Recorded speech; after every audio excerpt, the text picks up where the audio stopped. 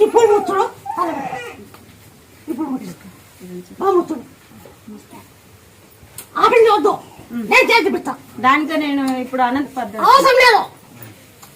ఏం చేస్తామంటే తలపాకు దంచి ఓం నమ శివాయ జయ హనుమ అని దంచి ఆ పసురు అనేది ముక్కలేకి బట్టలేకేసి జయ హనుమాన్ పిండు పసురు పిండుతా ఆడ ఒక గాయం ఉంది దాన్ని పాటిస్తా ఆ గాయం పెరిగిందట